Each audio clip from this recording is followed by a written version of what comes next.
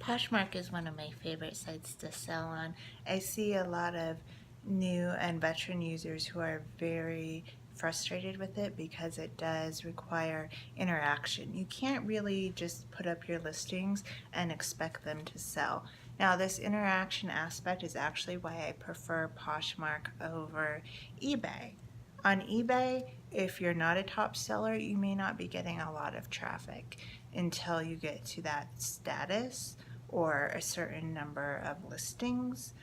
On Poshmark, I really believe if you follow these tips, you can be making sales your first week. I have built my own websites for over a decade, and to be able to turn out profit in your first week or two is amazing. Yeah, you're not going to sell everything in your closet, but you are going to be getting those sales rolling in. You're going to be able to see, hey, is this for you? And you're going to really just get started right away instead of having to wait 6 months or a year and hope that your hard work pays off. So here are some of the ways that I interact with the Poshmark site to make more sales. The time of day does matter.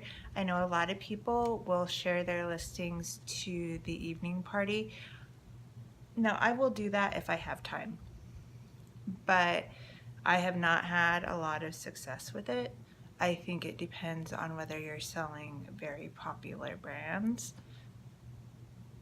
and it also depends on whether you're selling items that are seasonal and it's something that someone's going to need right away and they're not just going to like it. So for this time of year, swimsuits. If I had swimsuits, I would be sharing them all the time to every party that allowed me to do that. The evening party is also nice because it's not focused on brand. It does have a cute title, but pretty much everybody just shares their whole closet. I know a lot of people have had success with that. I personally haven't, and so I just choose not to put my time there. When I do share my items is in the middle of the night or right before I go to bed. I find that I get a lot more interactions, and I don't always get sales, but I wish I had a graph. I've never graphed it out, but a lot of my sales do come from those middle of the night likes where people, they're just shopping, they can't sleep, and luckily I can't sleep either, so it's a great use of time when I probably would have just been watching TV. I do a lot of sharing and a lot of following while I watch TV. So when people say, oh, I just don't have time to share, it's just, you probably do. You probably really, really do. It's just, you might be using that with entertainment, and I like to watch TV. I'm not going to totally give that up to be successful, so I just share while I'm watching TV. I also find that mid-morning, which would be 8 to 10 o'clock Mountain Time, so that's, I can usually get a few sales. It's not as profitable as the middle of the night. I also section out my week. So my most sales come on the weekend, and my best sale day is Monday. So from Friday night to Monday night, I do not measure things. I do not photograph things. I do not source things. I may list things to keep my closet fresh, but I interact with the site. I don't spend as much time. I don't believe it's wasting time. I don't spend as much time interacting with the site. In the midweek, I get some stray sales here and there, but after a year of doing this, I found that really the best sales for me are on the weekends, any kind of holiday, and early mornings are still really good on those days, but I will also be sharing late into the afternoon. And I don't do as well in the evenings. I can get a stray sale here or there, but typically I don't, so that would be time to spend on, other activities or have a little bit of a weekend for yourself. I don't think I would be able to have a business if I wasn't using the site on the weekends. I'm sure other people have found a way around it if they have families. Um, I've just told my family and friends that it's just like retail. I typically have to work on the weekends. That's where the bulk of my money comes from. If you feel really overwhelmed by the sharing and the following and what should you be spending your time doing, I would spend time listing. Listing keeps your closet fresh. It gets your items up and in front of people, and people cannot buy things if they're not online. So that should be your first priority, and listing is kind of tedious. So when you're sick of that, that's when you go into your sharing and your following. But listing should be your first priority to get as much inventory online as you possibly can. I also make a lot of sales by encouraging bundling. The way I do this is I set my discount at 30%. Now, this used to work a lot better before the offer to likers feature came about. Now that there's an offer to likers feature, people want a discount even if they just buy one item.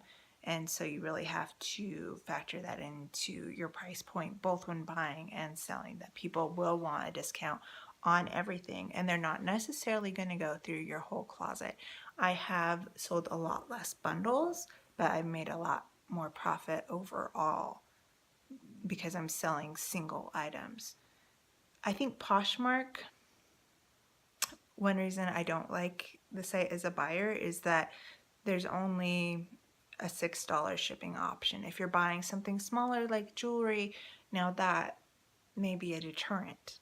For me, I wouldn't pay $6 for shipping on an item that might be under $20. So bundling, I find, actually works to my advantage as a seller because people are going to look through my closet. They're going to want to get the most out of that shipping money, so they might throw in something little and cheap. So I do have items that are priced under $10. And you have to be really careful about this because sometimes people will just buy that one item and the Poshmark fee is, I think, close to $3 if it's under. It's either 15 or 12, but it's a higher fee than the 20%. So you really have to be careful about that when pricing lower items. I typically start my items high, and if they haven't been moving, then I'll price them lower and lower. And I see this as long as I'm breaking even or making a little bit of money, it's an incentive to bundle. Another way that I really try to get people to bundle is I've made a few cute graphics and I've put them up as not for sale listings, and I just talk a little bit about how I give you the max discount and I have a lot of great items in my store and I hope you'll take advantage of that. So when people do have dressing rooms that are open to me, when they have been liking items or bundling items, I share that to the dressing room because yes, most users automatically know about bundling, but a lot of new users may not know about that. And again, this was much more effective before the offers to liker feature, but it's something I still take the time to do, and it's worked out really well for me. I also love the offer to likers feature. I know it's very controversial. A lot of people are like, why do I have to give a discount on everything? What this is when someone likes your item, you are required to give them a shipping discount to use this feature. It can either be totally free shipping or $1.50 shipping. I just do $1.50 shipping discount, and that is going to come out of your money as a seller. So if you're selling items under $20, it does really eat into your profit, but I have found that you get a lot more buyers when people are only paying $4.99 for shipping, because the shipping costs are so high that I think it prohibits people from pulling the trigger on smaller items or lower priced items. So I use the offer to likers feature. I always have my phone with me. When I get a like, I usually send out a discount with the shipping discount intact. And I don't have an exact percentage of how it works. I do know that my sales have gone up since it has started, and I find it a very effective use of time. I know a lot of sellers don't like it because it does eat into our profit, but if it makes me more sales, then that really helps. And there's also an adage that you make money, or the profit you're going to make is determined when you buy something and not when you sell something. I found on Poshmark I typically stay with items under $20 because I've tried to buy like higher end items and higher end brands, and people will just sit and they'll wait. They'll like it and they'll wait for months until it gets dropped down. So unless it's a really rare, unique piece, I know a lot of people make, their money in the $20 to $40 range, or they have some really special pieces that they can even sell over $100.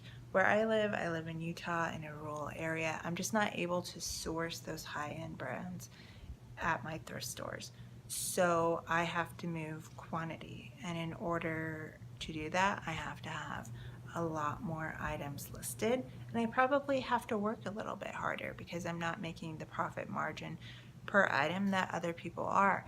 But I love what I do, and this is what I want to do, so I'm willing to work really hard at this.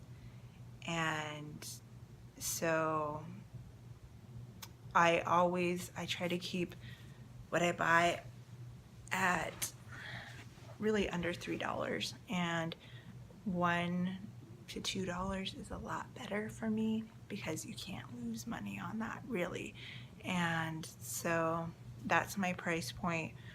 I treat this like a business because to me it is a business. It's a source of income, and it's something I'm very passionate about doing. So knowing your price point is actually really going to help you make a lot more sales, because you may have great items. They may just be priced too high. And I don't think there's any one formula. I know some people do a certain percentage of the original retail price. I do not. I believe that an item is worth what someone is willing to pay for it. So I start a little bit high, and then I do the offer to liker and the lower shipping discount. And so far that works great for me. I don't start too high because people will not even like it if it's too high, because there's no point when they can just actually go to the store and buy it new and have a selection of sizes and colors and possibly have a coupon code. So getting realistic about price point has really helped me make more sales. It's hard. But I think it's really essential to say, okay, what is this actually worth? What are people really willing to pay for that? And experience is probably experience is really going to help you do that. So if you're not selling items, take advantage of these times on the weekends, on Mondays, to make offers to likers. They don't do closet clear out events anymore, but I actually do pretty well with those because I am willing to actually clear out my closet of items that aren't selling, and hopefully people are going to bundle.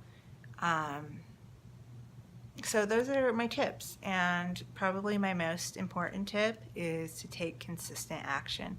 It can be really frustrating on Poshmark because there are so many things to do, and you don't always, doing X doesn't always equal more sales. It depends on the time of day, the time of year, the item, and there are just slow periods. So, for instance, right now we're going to be coming up on a period where people are going to be calling it the summer slowdown. During the summer slowdown, I am going to be working harder than I work all year because I still have to make money to pay my bills. I'm going to be getting a ton of items listed that are going to, carry me into the fall or winter months. Even though my sales are slowing down, I'm going to be working harder than ever. So I believe taking consistent action, not getting discouraged. If this is really what you want to do, just keep going. Don't let anything stop you.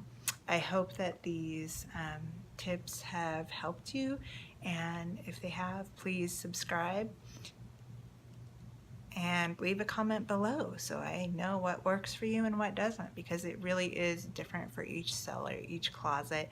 There's slight variations, but that's also why it's so fun, is because you get to tailor it to something that works for you.